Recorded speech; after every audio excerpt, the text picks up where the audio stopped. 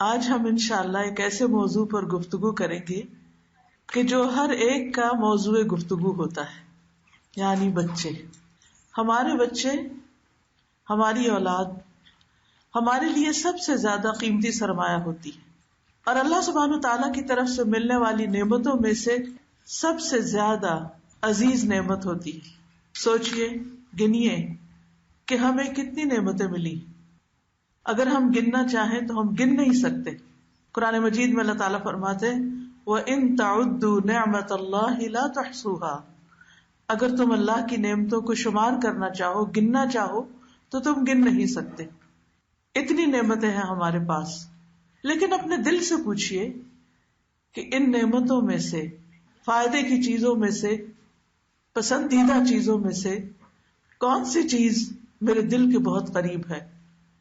تو بحیثیت ایک خاتون کے ہم سب کا جواب شاید ایک ہی ہو، اور وہ ہے ہمارے بچے.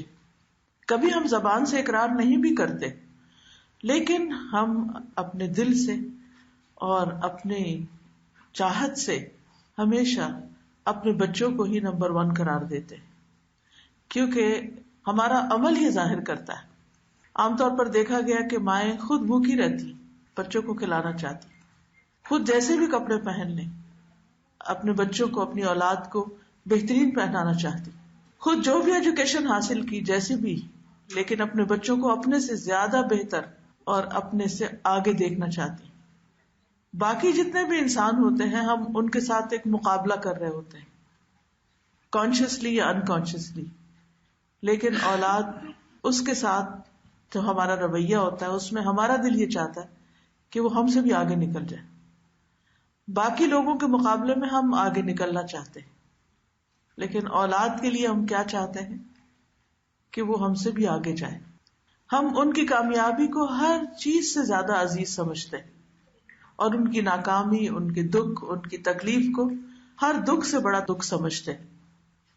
تو اس میں کوئی شک ہی نہیں کہ اولاد ہمیں سب سے زیادہ عزیز ہوتی ہے، تمام رشتوں میں، تمام انسانوں میں.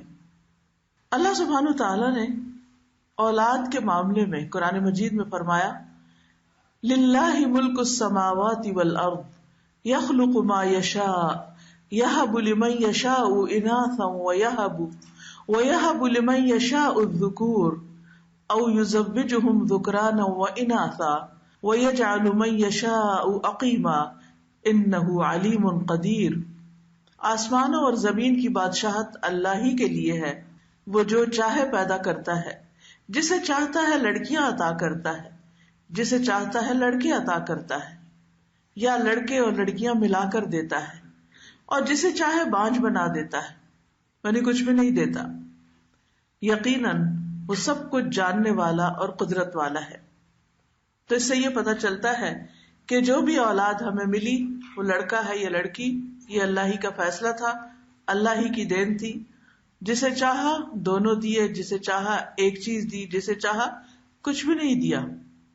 تو بہرحال اس اعتبار سے ہمیں یہ بات ہمیشہ یاد رکھنی چاہیے کہ اولاد اللہ کی دین ہے، اللہ ہی کی نعمت ہے، اور اس نے ہمارے حق میں جو پسند کیا وہ ہمیں عطا کیا.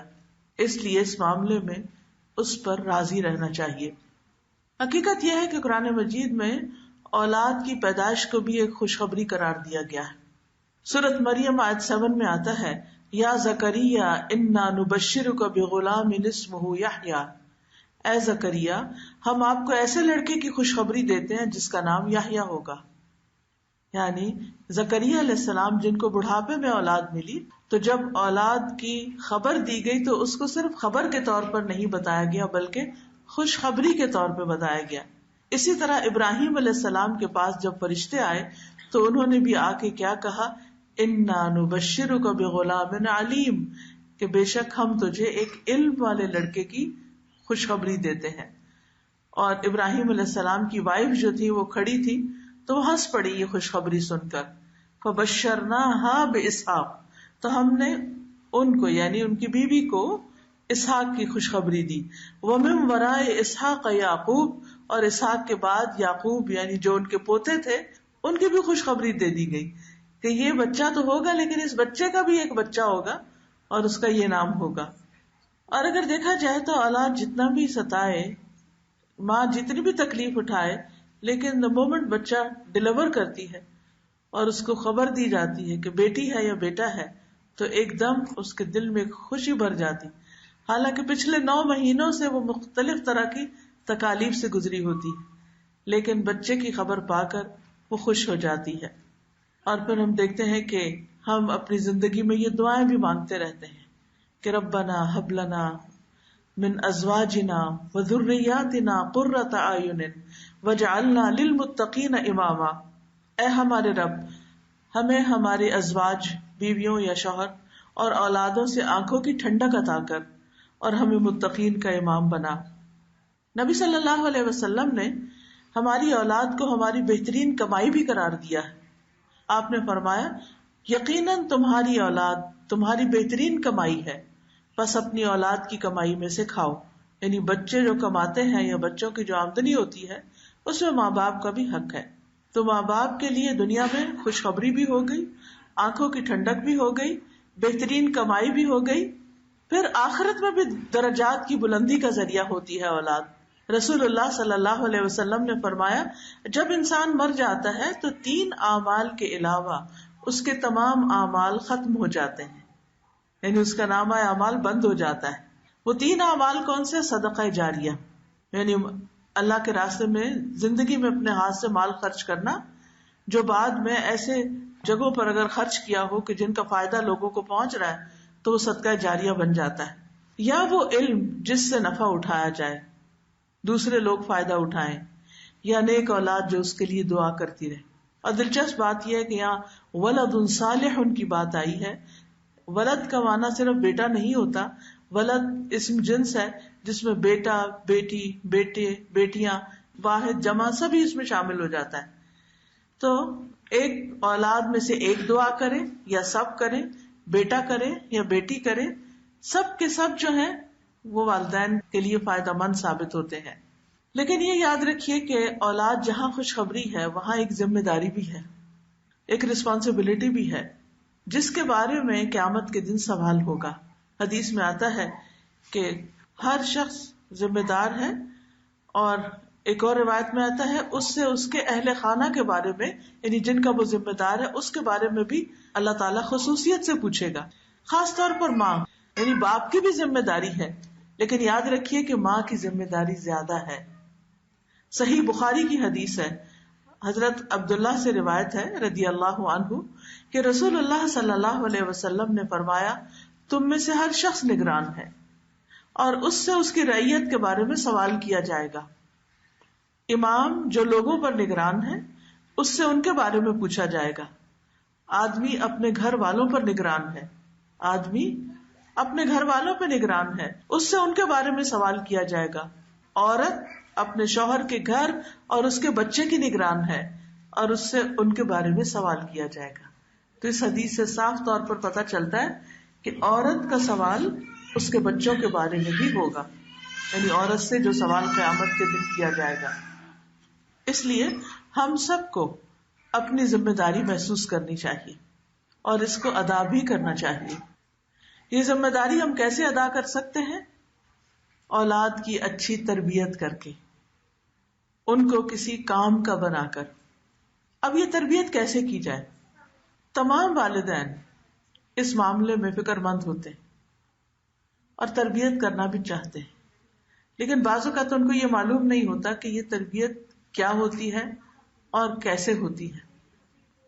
تو آج انشاءاللہ تعالی اس عزیز ترین نعمت، اس پیاری چیز یعنی اولاد کی جو اچھی تربیت ہے اس کے بارے میں کچھ چیزیں آپ کے ساتھ شیئر کروں گی تاکہ انشاءاللہ آپ ان چیزوں سے فائدہ اٹھاتے ہوئے اپنے بچوں کی صحیح معنوں میں قدردانی کریں اور اپنے لیے بہترین صدقہ جاریہ بنائیں. سب سے پہلی چیز یہ کہ تربیت اولاد جو ہے اس کی پلاننگ شادی سے پہلے کی جاتی. یہ نہیں کہ بچے جب جوان ہو جائیں اور اپنی مرضی کے مالک ہو جائیں پھر ہم تربیت شروع کریں. ہاں اس وقت بھی تربیت کا عمل جاری رہے گا، لیکن شروع کب ہوگا؟ شادی سے بھی پہلے. وہ کیسے کہ شادی کرتے ہوئے اپنے بچی کی والدین بھی سوچیں اور خود لڑکا یا لڑکی بھی اس بات کے اوپر غور کریں اور اس بات کو سوچیں کہ وہ کس سے شادی کر رہے ہیں، کیونکہ عورت سے شادی 4 چیزوں کی بنیاد پر کی جاتی ہے۔ نبی صلی اللہ علیہ وسلم نے فرمایا تم اس سے دین کی بنیاد پر شادی کرو، یعنی دین کو بنیاد بناؤ۔ رسول اللہ صلی اللہ علیہ وسلم نے فرمایا دنیا فائدہ اٹھانے کی چیز ہے اور دنیا کی بہترین متاع نیک عورت ہے، کیونکہ جس گھر میں ایک نیک عورت آئے گی جو نماز کی پابند ہوگی، جو اخلاق کی اچھی ہوگی، جو خدمت گار ہوگی، وہ گھر جنت بن جائے گا۔ لیکن اگر کسی گھر میں ایک ایسی لڑکی آ جائے جو بظاہر دیکھنے میں تو بہت مالدار ہو اور بہت خوبصورت ہو لیکن بالکل بے دین ہو اور بد اخلاق ہو، تو آپ سوچئے کہ اس گھر میں پھر بزرگوں کا حال کیا ہوگا اور اس گھر کے اندر بچوں کی تربیت کیسے ہوگی؟ ناممکن۔ وہ اپنی بد اخلاقی کی وجہ سے بچوں کو بھی نفسیاتی مریض بنا دے گی۔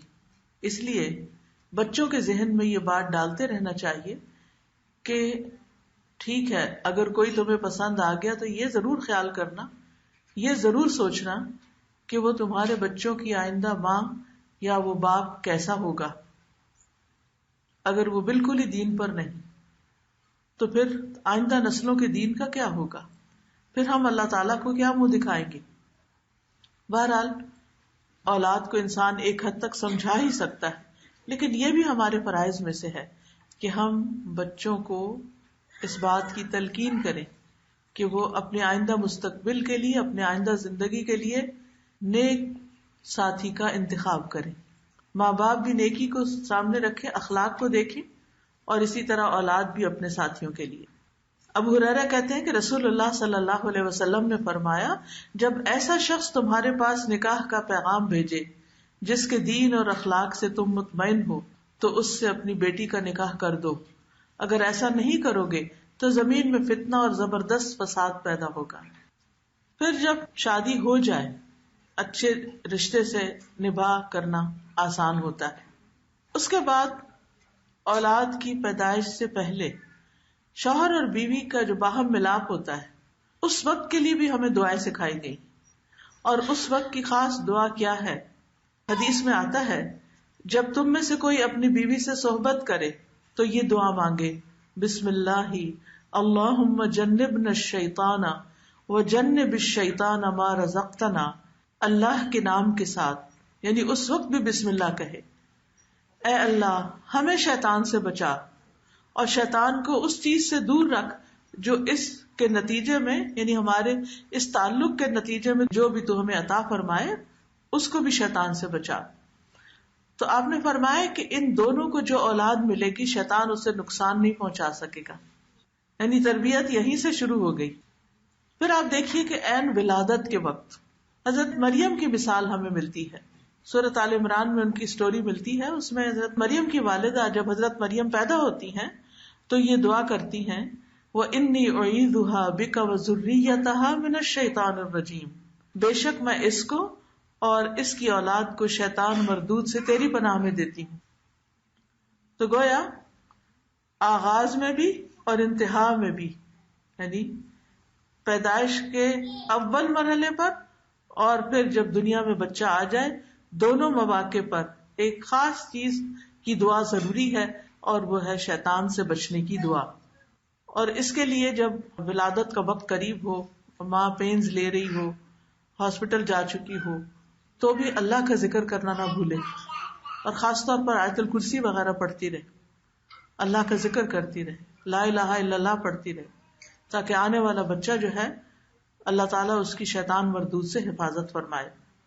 اب دیکھیے کہ اس کے بعد پھر بالکل بچپنا ہوتا ہے، بچہ ماں کا دودھ پیتا ہے، تو جس ماں کے خیالات پازیٹو ہوں گے، جس ماں کے بولنے کا انداز محبت والا ہوگا، جو ماں اپنے بچے کے ساتھ سچا پیار کرتی ہوگی، وہ پھر اپنے جذبات پر بھی کنٹرول کرے گی۔ وہ اپنے ہر طرز عمل کو، ہر ایکشن کو سوچ سمجھ کر کرے گی کہ میں اپنے بچے کے لیے ایک نمونہ ہوں، ایک رول ماڈل ہوں۔ تو یاد رکھیے اولاد کی تربیت کے لیے اہم ترین نقطہ عمل سے تربیت ہے، باتوں سے نہیں، عمل سے تربیت. اور میں یہ چاہوں گی کہ آپ میں سے ہر ماں اس بات کو یاد رکھے کہ میں نے اپنے بچے کو جو سکھانا ہے وہ کر کے دکھانا ہے. اگر مجھے اسے یہ بتانا ہے کہ تم نے سچ بولنا ہے تو پھر مجھے ہمیشہ سچ بولنا ہے. اگر میں نے اس کو امانت دار بنانا ہے تو خود امانت کا لحاظ رکھنا ہے. اگر میں نے اس کو زور سے چیخنے چلانے سے منع کرنا ہے تو خود آہستہ بول کر دکھانا ہے. اور یہ صرف مصنوعی طور پر، تکلف کے طور پر کسی ایک دن کی بات نہیں ہوگی، بلکہ مستقل طور پر یہ طرز عمل اور اخلاق اختیار کرنا ہوگا. تو سب سے پہلی چیز یہ کہ اگر ہم چاہتے ہیں کہ ہم اولاد کی بہترین دینی تربیت کریں تو سب سے پہلے والدین خود دین پر کاربند ہوں. اور اس میں آپ دیکھیے کہ دین کے پر ہونے کا مطلب کیا ہے کہ اللہ سبحانہ وتعالیٰ کے بارے میں ہمارا گمان خود اچھا ہو، ہمارا اپنا اللہ سے خاص تعلق ہو، ہم جو مانگے اللہ سے مانگیں، ہم ہر حال میں اللہ کی طرف رجوع کریں، ہر دکھ سکھ میں، ہر تکلیف میں، ہر پریشانی میں اللہ کی طرف راغب ہوں. تو بچوں کو بھی خود بخود آ جائے گا کہ مشکلات میں کس سے مدد حاصل کرنا ہے. پھر اسی طرح یہ ہے کہ نماز کی پابندی. اگر ماں باپ خود نماز نہیں پڑھتے اور بچے کو صرف کسی اسلامی اسکول میں داخل کرا دیتے ہیں کہ وہ اسکول والے اس بچے کو نماز سکھا دیں کیونکہ ہم سے تو پڑھی نہیں گئی، چلو ہمارے بچے ہی پڑھ لیں، ان کا پڑھنا ہمیں فائدہ دے گا، تو یہ ان کی بھول ہوگی. اس لیے بے حد ضروری ہے کہ جو کام ہم بچوں سے کروانا چاہتے ہیں وہ خود کر کے دکھائیں. اس میں ہم نہ صرف یہ کہ فرائض کی ادائیگی بلکہ نوافل کی ادائیگی کا بھی اہتمام کریں. ایک شخص کا کہنا ہے کہ جب بھی میں کسی سلجھے ہوئے نوجوان کو دیکھتا ہوں، یعنی بڑا ڈیسنٹ بچہ ہے، مہذب ہے، سویلائزڈ ہے، بااخلاق ہے، تو مجھے یقین ہو جاتا ہے کہ ضرور اس کا باپ صالح اور نیک آدمی ہوگا. اور مجھے قرآن کی آیت یاد آتی ہے، وَكَانَ أَبُوهُمَا صَالِحًا، یعنی ان بچوں کے والدین جو تھے وہ نیک آدمی تھے. کیونکہ باپ اگر نیک ہو تو اس کا فائدہ دنیا میں ہی اس کو اپنی اولاد کی نیکی میں نظر آنے لگتا ہے. اسی طرح ایک مشہور اسکالر ہیں ڈاکٹر نبیل اوزی، وہ کہتے ہیں کہ جب مجھے نوافل کی ادائیگی میں سستی اور کاہلی ہونے لگتی ہے تو مجھے میرے بیٹے اور دنیا کی پریشانیاں یاد آتی ہیں کہ کہیں نوافل کی ادائیگی میں میری سستی اور کاہلی میری اولاد کی پریشانیوں کا سبب نہ بن جائے. کہیں ایسا نہ ہو کہ میں یہ عبادت چھوڑوں اور اس کی وجہ سے میرے بچے پریشانیوں میں مبتلا ہو جائے. یعنی جو شخص خود نیک ہوتا ہے وہ کیا چاہتا ہے کہ اس کے بچے بھی نیک ہوں. جو خود کو پریشانیوں سے بچاتا ہے وہ چاہتا ہے کہ وہ اپنے بچوں کو بھی پریشانیوں سے بچائے. اس کے لیے ہم اتنی زیادہ محنت کرتے ہیں کہ اپنی نمازیں بھی بھول جاتے ہیں اور زیادہ زیادہ مال کما کے اپنا گھر بنانے کے بعد اپنے بچوں کے گھر بنانے کی فکر میں لگ جاتے ہیں. حالانکہ بچوں کا مستقبل، فیوچر محفوظ کرنے کے لیے انتہائی ضروری ہے کہ ہم فرائض کی ادائیگی کے ساتھ ساتھ نوافل کی بھی پابندی کریں.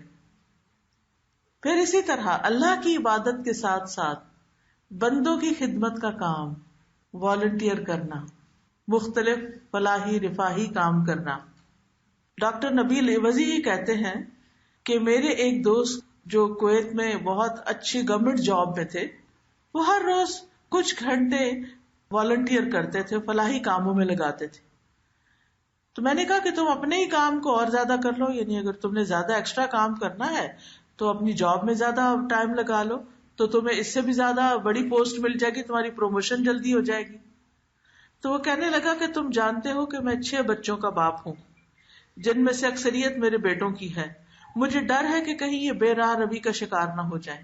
جب سے میں نے کانا ابوہما صالحا کی تفسیر پڑھی ہے، میں اپنی زندگی کا ایک حصہ فلاحی کاموں کے لیے وقف کیے ہوئے ہوں، یعنی جس میں لوگوں کی خدمت کرنا، لوگوں کی مدد کرنا، لوگوں کے کام آنا، بلا معاوضہ کام کرنا، یعنی بغیر تنخواہ کے یا بغیر معاوضے کے کچھ کرنا.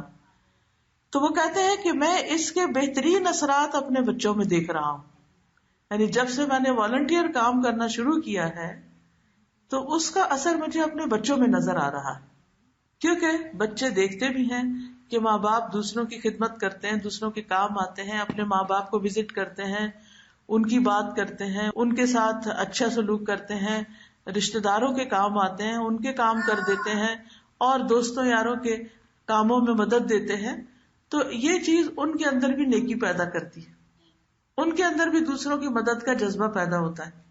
اور یاد رکھیے حدیث میں آتا ہے اللہ اس وقت تک اس بندے کی مدد کرتا ہے جب تک وہ بندہ دوسرے بندوں کی مدد میں لگا رہتا ہے.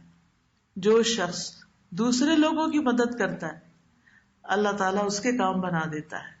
بعض اوقات ہمارا ایٹیٹیوڈ یا رویہ کیا ہوتا ہے کہ میں اگر یہ کام کروں گی تو مجھے کیا ملے گا، مجھے کیا ملے گا، مجھے تو کچھ نہیں ملا. بعض اوقات ہم اپنے بوڑھے والدین کی یا ساس سسر کی خدمت کرتے ہیں تو ہم کہتے ہیں ہمیں کیا ملا، ابھی نہیں ملا، آئندہ زندگی میں ملے گا. یہ بڑھاپا صرف ان کے لیے نہیں ہے، یہ بڑھاپا ہم پر بھی آنا ہے. جب گھر میں ہسبینڈ وائف آپس میں جھگڑ رہے ہو اس بات پر، ہسبینڈ چاہتا ہو بیوی سے اس بات پہ تعاون کہ میرے ماں باپ کا خیال رکھو، اور بیوی کہتی ہو کہ میں نہیں رکھ سکتی، میری ہمت نہیں ہے، یا میں یہ کام نہیں کر سکتی، تو کیا یہ کنورسیشن بچے نہیں سنتے؟ بچے سنتے ہیں، بچے دیکھتے ہیں. اگر گھر میں دادا یا دادی بوڑھی ہیں اور ماں ان کو وقت پر کھانا نہیں دے رہی تو بچے دیکھ رہے ہیں کہ کیا ہو رہا ہے. بعض اوقات ہم گھر سے باہر نکل کر تو والنٹیئر کرتے ہیں، گھر کے اندر نہیں کرنا چاہتے. تو یاد رکھیے اپنے فرائض سے بڑھ کر، اپنی ذمہ داریوں سے بڑھ کر جب ہم کسی کی بھی کوئی مدد یا خدمت کرتے ہیں تو اللہ سبحانہ و تعالی اس کی خیر ہمیں اپنے بچوں میں دکھاتے ہیں. پھر اسی طرح عبداللہ بن مسعود کے بارے میں آتا ہے کہ جب رات میں نوافل ادا کرتے تو سامنے اپنے چھوٹے سوئے ہوئے بچے کو دیکھتے اور کہتے من اجلک یا بنیا، اے میرے بیٹے تیرے روشن مستقبل کی خاطر، تیرے فیوچر کی خاطر میں یہ نوافل پڑھ رہا ہوں، تیرے لیے دعائیں کرنے کے لیے. اور روتے ہوئے اس آیت کی تلاوت کرتے وَكَانَ أَبُوهُمَا صَالِحًا، کہ ان کا باپ ایک نیک آدمی تھا. ابن مسیب کہتے ہیں اے میرے بیٹے میں تمہاری وجہ سے نماز کو لمبا کرتا ہوں اس امید پر کہ تمہارے بارے میں میری حفاظت کی جائے، یعنی تمہارے بارے میں مجھ سے جو سوال کیا جائے گا قیامت کے دن، اولاد کے بارے میں پوچھا جائے گا کہ ان کی کیا تربیت کی تھی، تو اس بارے میں میری پکڑ نہ ہو. اور پھر انہوں نے اس آیت کی تلاوت کی وَكَانَ أَبُوهُمَا صَالِحًا. پھر اسی طرح اولاد کی اصلاح کے لیے صدقہ کرنا. پہلی چیز کیا تھی؟ اللہ سے دعائیں کرنا. دوسری چیز نمازوں کی پابندی اور نوافل اور والنٹیئر کام. تیسری چیز نیک اعمال اور صدقہ کرنا. ایک شخص کا بیٹا جب کوئی نافرمانی کرتا یا اخلاقی طور پہ بگڑ جاتا تو وہ صدقہ کرنا شروع کر دیتا اور کھانا کھلاتا، یعنی لوگوں کو کھانا کھلانے لگتا اور کہتا کہ قرآن مجید میں آیا ہے خذ من اموالہم صدقۃ تطہرہم وتزکیہم بہا. نبی صلی اللہ علیہ وسلم کو حکم ہے قرآن مجید میں کہ ان کے مالوں میں سے صدقہ لے لیجئے، یعنی یہ جب صدقہ لائے تو صدقے کو لے لیجئے اور خیر کے کاموں میں استعمال کیجئے. مراد یہ ہے اس کے ساتھ، یعنی اس صدقے کی وجہ سے، اس صدقے کے ذریعے آپ انہیں پاک کیجئے. تو صدقہ کیا ہے؟ پاک کرنے کا ذریعہ ہے. اور انہیں صاف کیجئے. اور پھر وہ اس آیت کو پڑھ کر یہ کہتے اللہم ھذہ لتزکیۃ اخلاق ابنی فانھا اشد علی من مرضہ. اے اللہ یہ صدقہ میرے بیٹے کے اخلاقی تزکیہ کے لیے، اس صدقے کے ذریعے میں اپنے بچے کے اخلاق کا تزکیہ کرنا چاہتا ہوں، تربیت کرنا چاہتا ہوں. پس بے شک یہ اخلاقی بے راہ روی اور اس کا یہ بگاڑ میرے لیے اس کی بیماری سے، یعنی فزیکل کنڈیشن سے بھی زیادہ شدید ہے. یعنی اس کی نافرمانی، اس کے گناہ اور اس کا غلط کام جو ہے وہ مجھے زیادہ تکلیف دیتے ہیں بنسبت اس کے کہیں بیمار ہو جائے. یہ بیمار ہو تو مجھے تکلیف ہوتی ہے، لیکن اتنی تکلیف نہیں جتنی اس کے بے راہ رو ہونے سے مجھے ہو رہی ہے. تو اللہ اس کے جو گناہ ہیں تو اس صدقے کی وجہ سے معاف کرتے اور اس کو ہدایت دیتے. تو یہ بھی تربیت کا ایک اہم اصول ہے. پھر اسی طرح ایک اور آدمی جس کے پاس زیادہ مال نہیں تھا، وہ مال کا صدقہ نہیں کر سکتا تھا، بس اس کے گزر گزارے کے لائق تھوڑے بہت اس کے پاس چیزیں تھی. تو اس کا بیٹا جب اس کے اوپر غالب آنے لگتا، بدتمیزی کرتا، تو وہ رات کو قیام میں سورۃ البقرہ پڑھتا اور دعا کرتا، اے اللہ یہ میرا صدقہ ہے، یعنی میرے پاس پیسے تو نہیں لیکن میں نے قرآن کی تلاوت کی ہے نماز میں، اس کو میرے سے قبول کر لے اور میرے لیے اس بیٹے کی اصلاح کر دے. کیونکہ بہت سے لوگ اسی قسم کے کوشچنز کرتے ہیں نا، بچے بدتمیزی کرتے ہیں، بچے بات نہیں مانتے، بچے تنگ کر رہے ہیں، بچے کام نہیں کر رہے، بچے شادی نہیں کر رہے، بچے جاب پہ نہیں جاتے. 100 بچوں کی مشکلات میں لوگ گھرے ہوئے ہوتے ہیں عام طور پر. ان کو سمجھ نہیں آتی کہ اس سے نکلنے کا کیا ذریعہ. کبھی کسی سائیکالوجسٹ کے پاس جا رہے ہیں، کبھی کسی مولوی صاحب کو بلا رہے ہیں، کبھی کسی جن بھوت بھگانے والے کو بلا رہے ہیں، اور مسئلہ حل ہو کے دیتا ہی نہیں. تو بات یہ ہے کہ ایسے میں ٹھیک ہے انسان دوسروں سے مشورہ کرے، لیکن اس کے ساتھ ساتھ اپنے عمل کی اصلاح کرے، اپنی نمازوں کی اصلاح، اپنے قرآن کی اصلاح، اپنے صدقہ خیرات کی، اپنی تہجد، ان چیزوں کی طرف توجہ کرے اور خوب خوب اللہ تعالیٰ سے دعا کرے. اسی لیے کہا جاتا ہے کہ اپنے بیٹوں کی اصلاح، یعنی بچے مراد ہیں، اپنے بچوں کی اصلاح کی نیت کے ساتھ اللہ کی طرف عبادت کرو. پھر اگر وہ تمہاری کوششوں پر غالب آ بھی جائیں تو وہ تمہاری نیتوں پہ غالب آنے کی طاقت ہرگز نہیں رکھ سکتے. تو لازم ہے کہ ہم بچوں کی بری عادات کو ختم کرنے کے لیے اللہ تعالی سے مدد لیں، اللہ کی مدد سے یہ سب کریں. مثلاً اگر بچے کے اندر آپ دیکھتے ہیں کہ اس کو جھوٹ کی عادت پڑ رہی ہے، جھوٹ بولنے لگ گیا.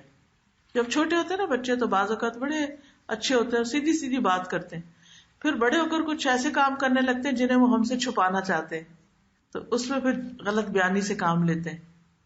تو اس میں آپ دیکھیے کہ اب کون ہے جو ہماری مدد کرے کہ اس بچے کا جھوٹ ختم ہو جائے. تو سب سے پہلے اگر ہمارے ذہن میں کوئی آ بھی جائے کہ فلاں شخص بہت سمجھدار ہے، اس سے مشورہ کرتا ہوں، اس تک بھی جانے سے پہلے اللہ سے مدد لے کہ یا اللہ میں اس کام کے لیے تیرے فلاں بندے کے پاس جس کو تو نے علم دے رکھا ہے میں جا رہا ہوں، لیکن ہدایت تو دینے والا ہے، ہدایت تو ہی دے گا، تو اس کو ہدایت دے دینا، تو اس کو راستہ دکھا دینا. پھر اسی طرح آپ دیکھیے کہ بچوں کی تربیت کے لیے ان کے ساتھ اپنا گیپ کم کیجیے، کمیونیکیشن بڑھائیے، ان کے ساتھ وقت گزاریے. یہ نہیں کہ صرف پڑھنے پڑھانے کے لیے یا صرف چند نصیحتوں کے لیے یا صرف کھانے کی بیس پر نہیں، مختلف کاموں میں ان کو اپنے ساتھ شریک کریں.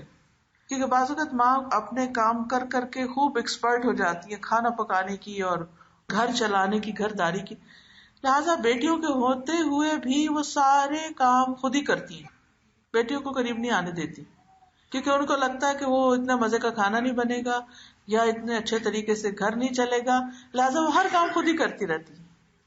یہ طریقہ درست نہیں.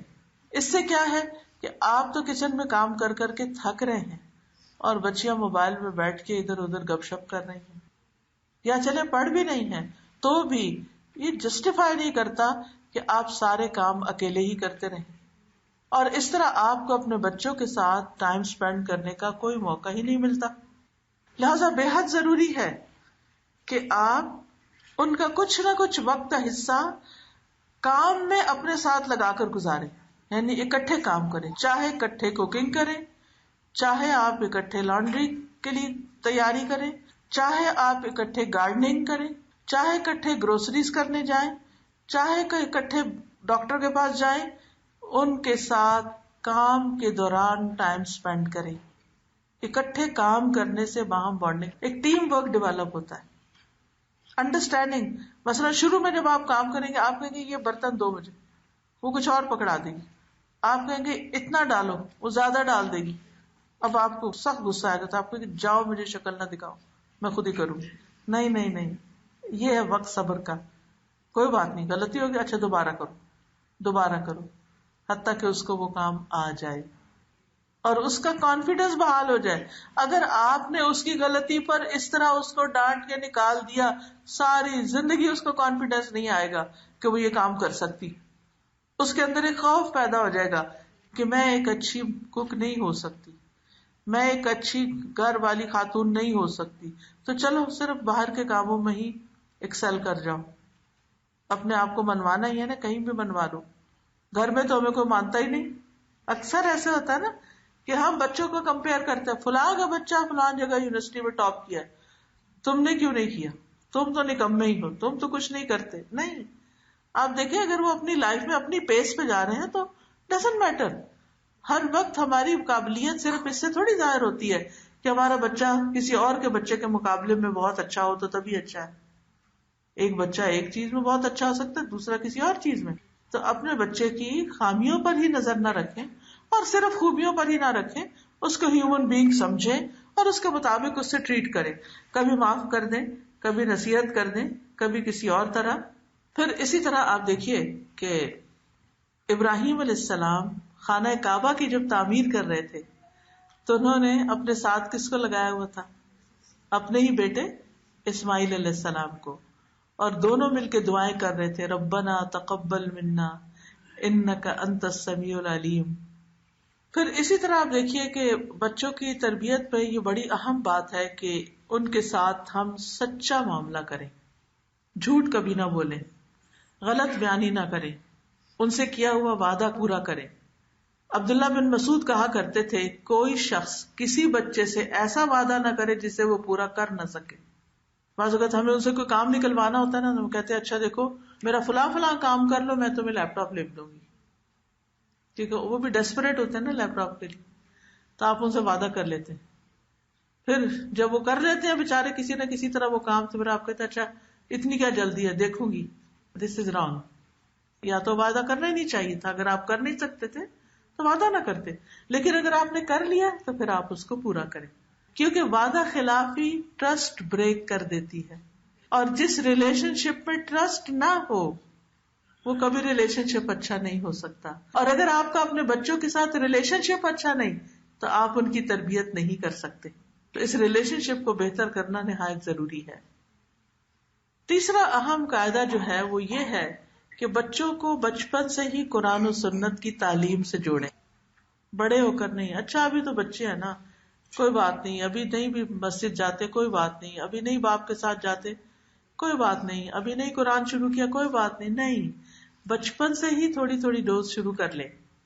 لقمان نے اپنے بیٹے کو جو سب سے پہلی نصیحت کی تھی وہ کیا تھا؟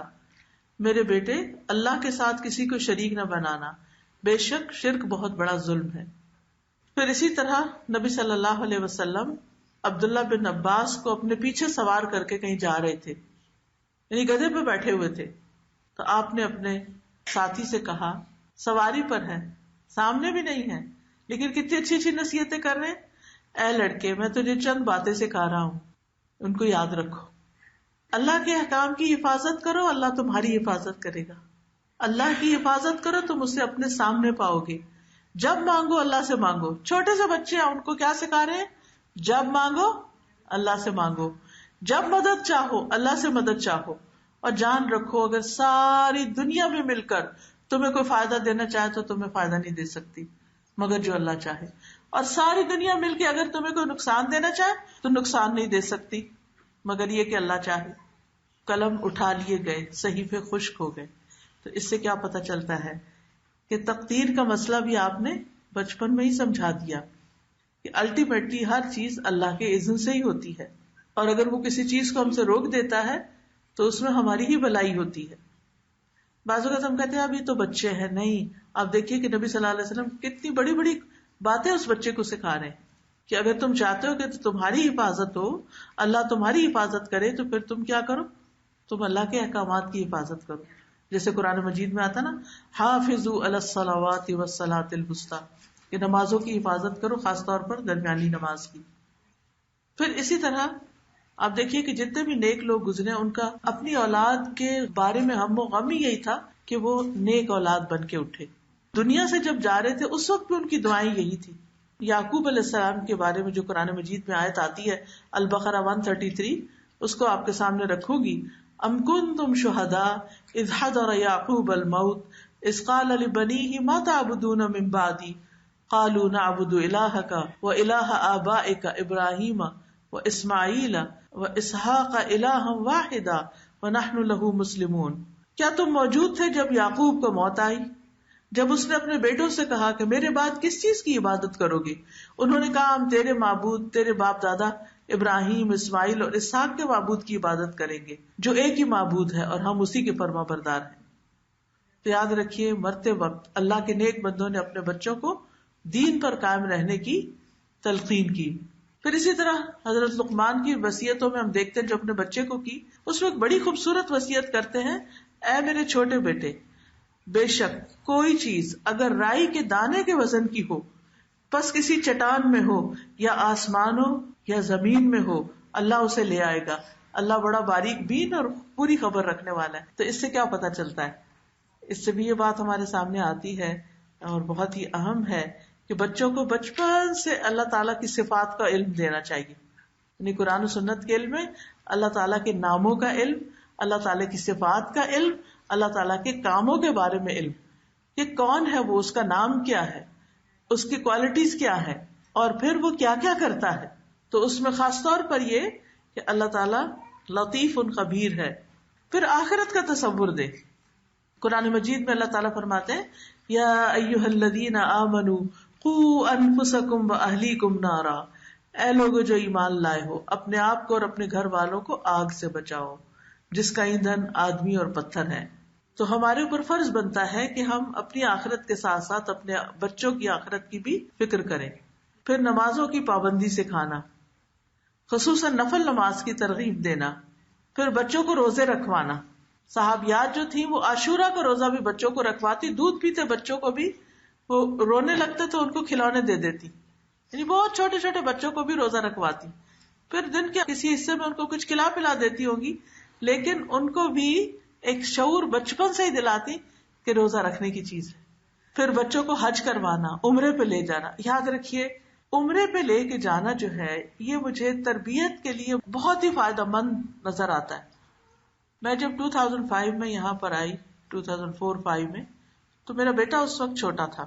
2009 میں جب میں اس کو بھیجا واپس پاکستان پڑھنے کے لیے اے لیولز کے لیے، اور کچھ عرصے کے بعد جب مجھے جانا پڑا تو میں نے دیکھا کہ اس کے یہاں پر پرائیویٹ اسکول، پبلک اسکول وغیرہ میں جا کے تھنکنگ جو ہے تھوڑی فرق ہے اور اس میں کچھ چیزیں بہت اسٹرانگ کرنے کی ضرورت ہے. تو مجھے یہی خیال ہے کہ اس کا ایمان اسٹرانگ کر دوں گی انشاءاللہ تو باقی چیزیں آسان ہو جائیں گی.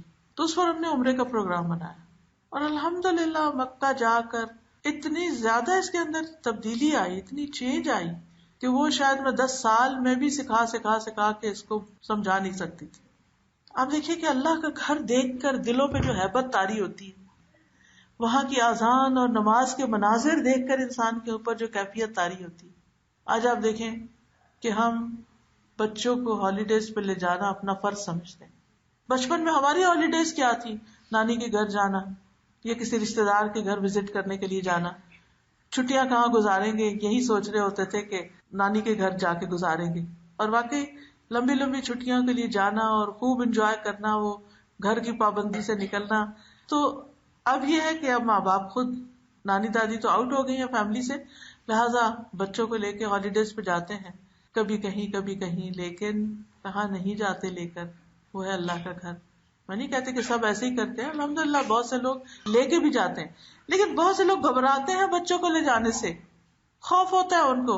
وہ کہتے ہیں وہ بہت رش ہوگا، بچے گھبرا جائیں گے، بچوں نے ایسا ماحول نہیں دیکھا، بچے پریشان ہو جائیں گے، بہت گرمی ہے بچوں کو گرمی لگ جائے گی، بچوں کو یہ ہو جائے گا، بچوں کو ہو جائے گا، اور اس خوف سے وہ اللہ کے گھر نہیں لے کے جاتے. میں تو سمجھتی ہوں کہ بچوں کی تربیت کے لیے باقاعدہ اپنے گھر میں ہی ایک فنڈ قائم کر کے رکھے کہ جب یہ تھوڑا سا بھی ہوش سنبھالتے ہیں تو ان کو سب سے پہلے اللہ کے گھر لے کے جائیں. ایون پاکستان لے جانے سے پہلے، رشتے داروں کے پاس لے جانے سے پہلے اللہ کے گھر لے جانے کا کوئی پلان کریں. اگر بچوں کے اندر خیر ہوگی تو آپ دیکھیں گے کہ ایک دم باہر آئے گی اس ماحول میں، کیونکہ بابرکت جگہ ہے. ہدی للناس، لوگوں کی ہدایت کے لیے اللہ نے اس کو بنایا. بچوں کو بہت دفعہ ہم انڈر ایسٹیمیٹ کرتے ہیں. اگر بچے کے اندر تھوڑی سی بھی خیر ہوگی تو بہت جلدی باہر آئے گی. اور سب سے بڑھ کر یہ کہ اس کا اللہ پر ایمان مضبوط ہوگا، کیونکہ اللہ نے کعبہ کو، اپنے گھر کو بنایا اس لیے تاکہ لوگ یہاں ہدایت پائیں، لوگ یہاں اکٹھے ہوں، ایک دوسرے سے سیکھیں، بہت سے تجربات کریں. مکہ جانا دنیا میں کسی بھی جگہ جانے سے کہیں زیادہ بہتر ہے. بہت سے پیرنٹ بچوں کو ڈزنی لینڈ لے جانا لازم سمجھتے ہیں. پچھلے دنوں میں چائنا تھی تو وہاں آپ کو معلوم ہوگا کہ گریٹ وال آف چائنا جو واقعی دنیا کا ایک ونڈر ہے. تو مجھے بھی شوق تھا کہ میں دیکھوں کہ کیسی ہے وہ وال. میں نے سمجھا کہ زمین پر ہی کوئی دیوار بڑی سی بنی ہوگی جیسے قلعوں کی دیواریں ہوتی ہیں, ایسی ہی کوئی چیز ہوگی یا بہت اونچی کوئی دیوار ہوگی کہ جس پہ چڑھنا ذرا مشکل ہوگا. لیکن میری حیرت کی انتہا نہ رہی جب میں نے دیکھا کہ یہ تو پہاڑوں کے اوپر بھی بنی ہوئی ہے, اور اتنے بڑے بڑے سٹیپس, اور عیسیٰ علیہ السلام کی پیدائش سے بھی 200-300 سال پہلے کی ہے وہ, یعنی اس وقت بننا شروع ہوئی تھی. اگرچہ اس کو کافی ٹائم لگا بننے میں, 10,000 کلومیٹر دور ہے. ہو سکتا ہے آپ میں سے بھی کسی کو جانے کا اتفاق ہوا ہو. تو جن لوگوں کے ساتھ, چائنیز کے ساتھ تھی, تو کہنے لگے کہ ہمارے ہاں یہ لازم ہوتا ہے کہ ہم اپنے بچوں کو یہاں پر لے کر آئیں. اس سے ان کے اندر ایک کانفیڈینس پیدا ہوتا ہے, اپنی ہسٹری کے ساتھ ایک لگاؤ ہوتا ہے, کیونکہ بچوں کو جب اپنی روٹس پتہ چلتی ہیں تو ان کے اندر بہت کانفیڈینس آتا ہے. تو ہماری روٹس اور ہماری ہسٹری تو اسلام کی ہسٹری ہے. وہ کہتے ہیں کہ جو بچہ اپنے والدین کے ساتھ آ کے اس دیوار پر چڑھتا ہے وہ ہیرو مان لیا جاتا ہے, کہ you are a real hero, کہ جس نے اتنی ہمت کی ہے کہ یہاں تک پہنچے اور پھر اس وال کو کلائم کیا. ویسے دیکھنے سے تعلق رکھتی, لیکن میں یہ سوچ رہی تھی کہ اس میں لکھا ہوا تھا اپنے کتنے ہزار چائنیز جو وہ ہر سال یہاں پر آتے ہیں اور دیوار پہ چڑھ کے جاتے ہیں. کس لیے انہوں نے اس کو اتنا پریزرو کیا ہوا ہے, اس کے لیے اتنے اہتمام کیے ہوئے ہیں, تاکہ بچے اپنی ہسٹری کے ساتھ کنیکٹڈ رہیں, انہیں اس بات پر فخر ہو, انہیں اس بات پر خوشی ہو کہ ان کے آباء و اجداد نے اتنا بڑا کام کیا.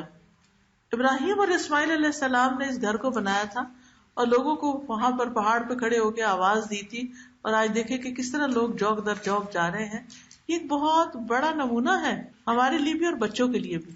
تو اس لیے اگر آپ چاہتے کہ آپ کے بچوں کی تربیت اچھی ہو, خصوصاً بڑے بچوں کی, تو کوئی بھی ٹائم لے کر, کیونکہ اکثر بڑے بچے جب ہو جاتے ہیں تو آپ انہیں کہتے ہیں نا چلو وہاں چلیں, تو وہ کہتے ہیں ٹائم نہیں ہے, ابھی نہیں جا سکتے.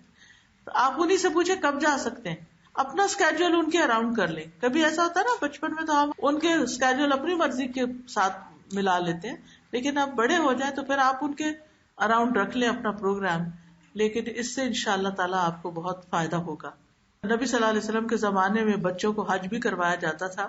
جب آپ صلی اللہ علیہ وسلم حج پر گئے تو ایک عورت نے اپنے سامنے ایک بچے کو بلند کیا, چھوٹا سا تھا, گود میں اٹھایا ہوا تھا. تو کہنے لگی کیا اس کا حج ہوگا؟ آپ نے فرمایا ہاں, بچے کا بھی حج ہوتا ہے اور تمہارے لیے اجر ہوگا, یعنی جو ماں اٹھا کے پھر رہی ہے ثواب اس کو ملے گا, لیکن بچے کا حج ہو جائے گا. اسی طرح بچے کو قرآن سکھانا, ایک بہت خوبصورت قول ہے کسی کا, تم بچے کو قرآن سکھا دو, قرآن اسے ہر چیز سکھا دے گا. یعنی جب تم قرآن کی تعلیم اور ترجمہ تفسیر وغیرہ اچھی طرح سمجھا دو گے اس کو, تو کیا ہوگا, قرآن پھر اس کو سب کچھ سکھا دے گا.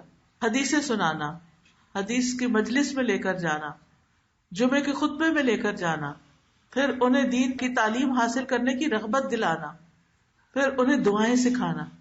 یاد رکھیے ہم بچوں کی حفاظت کے بارے میں بڑے پریشان رہتے ہیں, ان کو نظر نہ لگ جائے, انہیں کوئی نقصان نہ پہنچ جائے, لیکن ہم ان کو حفاظت کی دعائیں سکھا دیں, جو ایاک نستعین ہے کتاب, اس کی دعائیں ان کو سکھا دیں, وہ پڑھتے رہے تو انشاءاللہ فکر کی ضرورت نہیں ہے. پھر صبح شام کی دعائیں سکھانا. چوتھی چیز, بچوں کی تربیت میں انہیں عمدہ اخلاق سے سجانا. دیکھیے آپ کے بچے کی ویلیو صرف اس کی ڈگری کے ساتھ نہیں ہے اگر وہ بد اخلاق ہے. آپ کے بچے کی ویلیو اس کے اچھے اخلاق کے ساتھ, اس کے کیئرنگ اینڈ لونگ ایٹیٹیوڈ کے ساتھ ہے. جو بچے پتھر کی طرح کھڑے ہو جائیں اور ہلے نہ جلے, نہ کوئی ایموشن ظاہر کرے, نہ کسی آنے والے کے سلام کا جواب دے, نہ ہی کسی سے نظریں ملائیں, یہ بچے کیا بچے ہیں. تو وہ جیسے قرآن مجید میں آتا ہے کہ یہ لکڑی کے کندے ہیں, سورۃ المنافقون میں آتا ہے نا کہ ایسے جیسے دیوار کے ساتھ لکڑیاں چن کے رکھ دی گئی.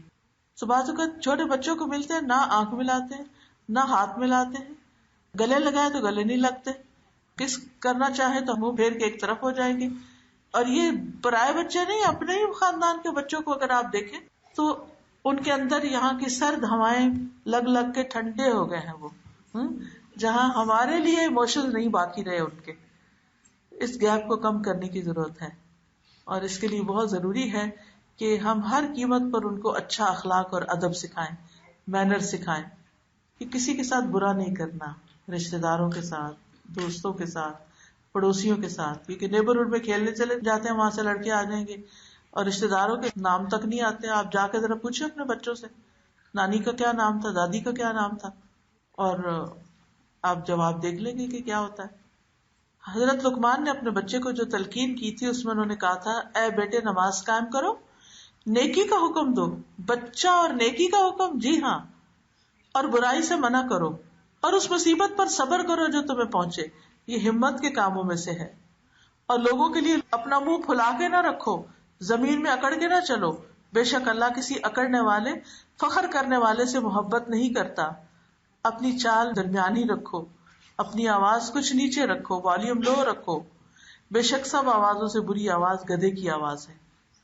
پھر ہر چیز کے آداب سکھانا، کھانے پینے، لباس، سونے، جاگنے، گھر سے نکلنے، گھر میں داخل ہونے کے، سواری پہ سوار ہونے کے، گاڑی میں بیٹھنے کے، گاڑی سے نکل کر گھر کے اندر آنے کے.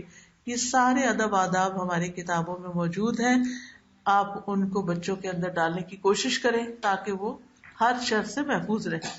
اسی طرح کھانے کے آداب، اجازت لینے کے آداب، گفتگو کے آداب، پھر رازوں کی حفاظت کرنا سکھانا، اور پھر غلط کام پر اس وقت تک اعراض نہ کرنا جب تک اصلاح نہ ہو جائے.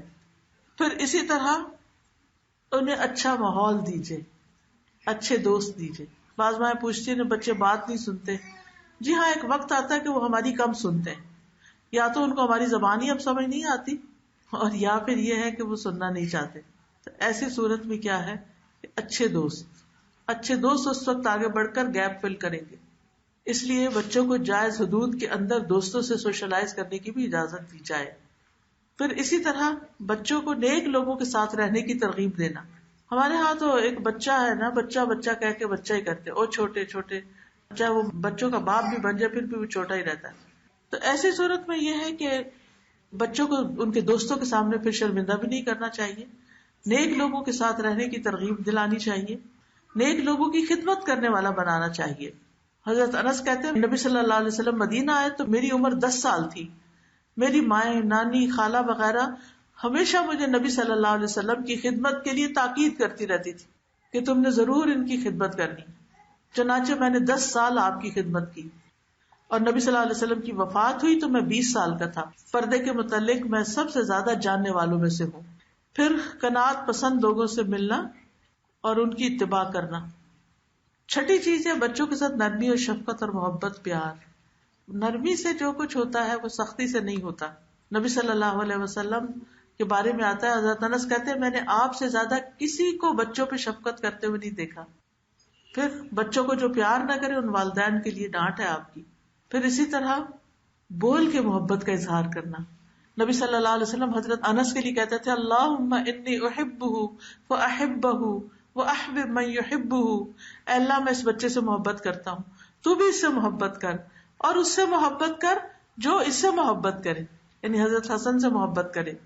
پھر پیار سے نام لینا. حضرت ام سلمہ کی بیٹی جو ان سے نکاح کے بعد آپ کی ربیبہ بنی تھی، تو وہ چھوٹی تھی، بالکل دودھ پیتی بچی تھی، تو ان کو کہتے تھے زوینب یعنی زینب کی بجائے زوینب، یعنی تھوڑا سا نام بدل کے پیار سے.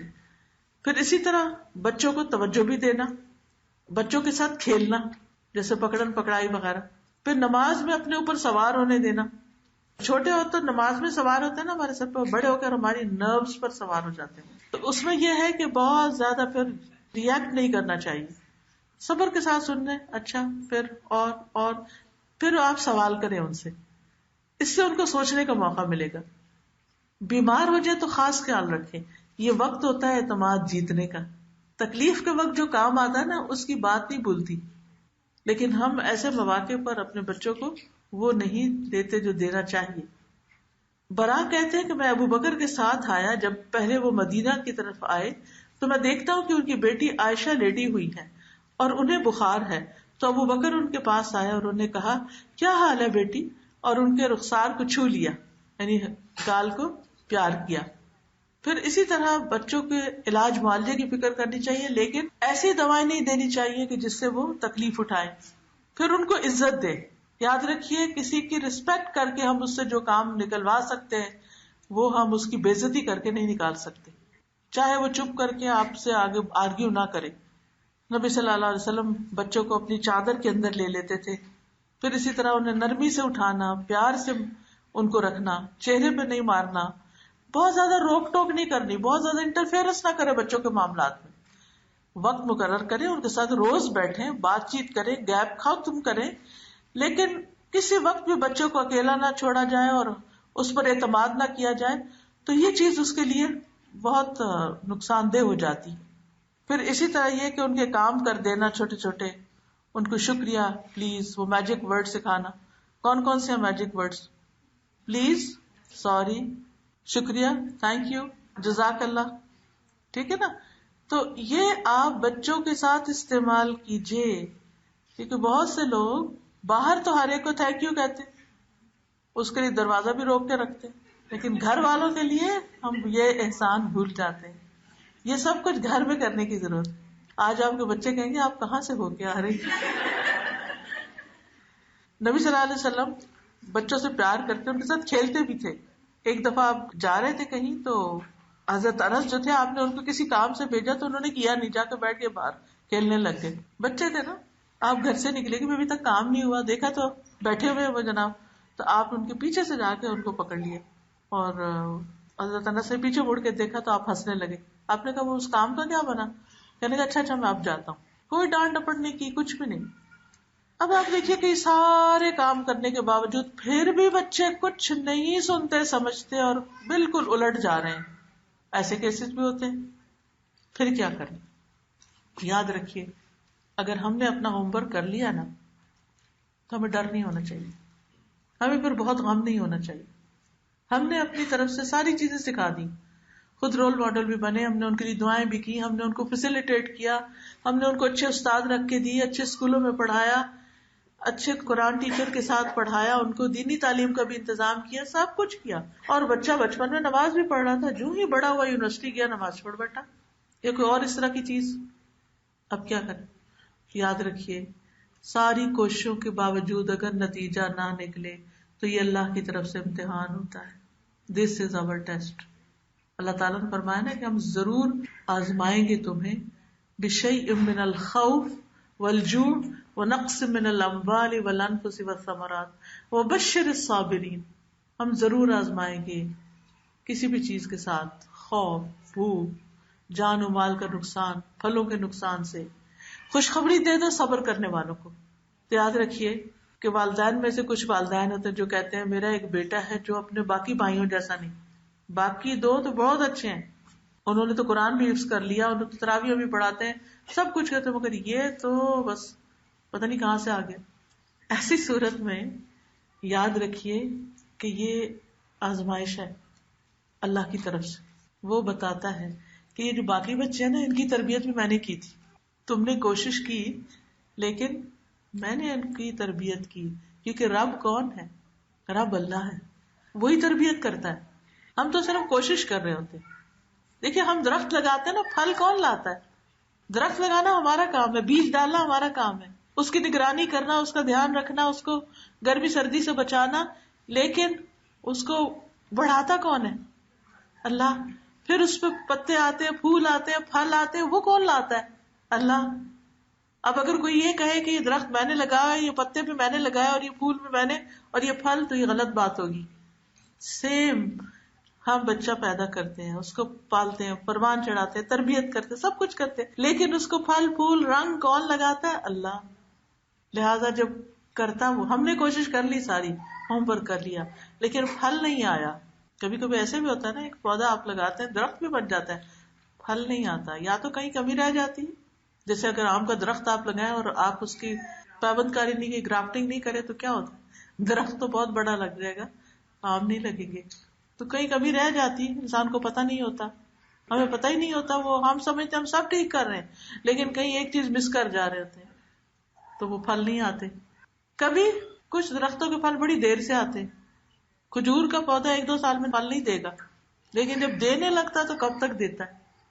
زیتون کا درخت جب دینے لگتا تو پھل کب تک دیتا ہے؟ بعض اوقات ہزاروں سال تک دیتا ہے. کچھ دن پہلے کسی نے مجھے ایک تیل دیا، پین آئل. اس نے کہا کہ اس کو ادھر ادھر نہ کیجیے گا، اس میں بہت اسپیشل آئل ڈالا میں نے، فلسطین سے 2000 سال پرانے زیتون کے درخت کے پھلوں کا تیل ہے، یہ اس سے یہ دوا بنی ہے. تو ان کا اچھا اتنے لمبے بھی ہوتے ہیں. یعنی اتنی عمر بھی ہوتی ہے ان کی. تو بعض بچے جلدی اچھے ہو جاتے ہیں, بعض بڑا ٹائم لیتے ہیں, بعض بچے ہمارے مرنے کے بعد سیدھے ہوتے ہیں, آزمائش ہوتے ہیں. تو ہمیں یاد رکھنا چاہیے کہ تربیت تو اللہ ہی کرتا ہے, اور اگر ہمارے کوشش کے باوجود نتیجہ الٹا نکل رہا ہے اور لوگ باتیں بنا رہے ہیں, اللہ سب سے بڑی مشکل کیا ہے, ایک غم ہوتا ہے کہ بچہ ٹھیک نہیں, اوپر سے باپ بھی ڈانٹنا شروع کر دیتا ہے. نہیں, بعض اوقات ایسا ہوتا ہے نا, بچہ خرابی کرتا ہے تو ڈانٹ ماں کو پڑ رہی ہوتی ہے. بھائی ماں چاہتی تھی کہ یہ بچہ بدتمیز نکلے یا غلط کام کرے؟ ماں تو کبھی بھی نہیں چاہتی تھی. تو ماں کو یوں لگتا ہے جیسے ساری مجرم ہی میں ہوں, لوگوں کی باتیں بھی وہ سن رہی ہے, باپ کی بھی وہ سن رہی ہے, ادھر کی ادھر کی, یہ کیا ہو گیا؟ یاد رکھیے لوگوں کی باتوں کی قطعاً پرواہ نہ کریں, سب اٹھا کے ایک طرف رکھیں, قطعاً دل پہ نہ لیں. آپ کو کمزور کر دیں گی یہ باتیں, آپ کو اتنا پریشان کر دیں گی کہ آپ اپنے قابل بھی نہیں رہیں گی, وقت سے پہلے بوڑھی ہو جائیں گی, اس سے اور مثال کھڑے ہو جائیں گے. اس لیے لوگوں کی باتیں ان کو اگنور کرنا ہے. اپنے رب سے باتیں کریں. آپ کا یا رب تو جانتا ہے میں نے کتنی تکلیفیں اٹھائی اس کے لیے, میں نے کتنی دعائیں کی ہیں اس کے لیے, میں نے سب کچھ کر لیا ہے, اور تو جانتا ہے یہ لوگ کتنے مجھے تکلیف دے رہے ہیں, لیکن میرا بھروسہ تجھ پر ہے, تو نے اس کو ہدایت دے اور تو اس کو ہدایت دے گا. اللہ کی رحمت سے کبھی بھی مایوس نہ, صبر کرے, دعا کرے, مایوسی نہیں, اس کی اصلاح کے لیے اللہ سے مدد مانگے, اور پھر اللہ بچوں کو واپس لوٹائے گا. یوسف علیہ السلام جب کھو گئے تھے تو کچھ بچے فزیکلی کھو جاتے ہیں, اور کچھ بچے سامنے ہوتے ہوئے بھی کھو جاتے ہیں ہم سے, وہ ہمارے نہیں رہتے, وہ معاشرے کے بن جاتے ہیں, وہ کسی اور کے ہو جاتے ہیں, ہمارے ہاتھوں سے نکل جاتے ہیں, کھو گئے ہمارے بچے. یوسف علیہ السلام 40 سال تک باپ سے جدا رہے, اور جب وہ قافلہ آ رہا تھا اور یوسف علیہ السلام کا کرتا آ رہا تھا, اور ادھر یعقوب علیہ السلام کو خوشبو آنے لگی. سبحان اللہ, اتنے سالوں میں بھی مایوس نہیں, اللہ اس کو واپس لائے گا. اپنے بچے سے مایوس نہ ہو.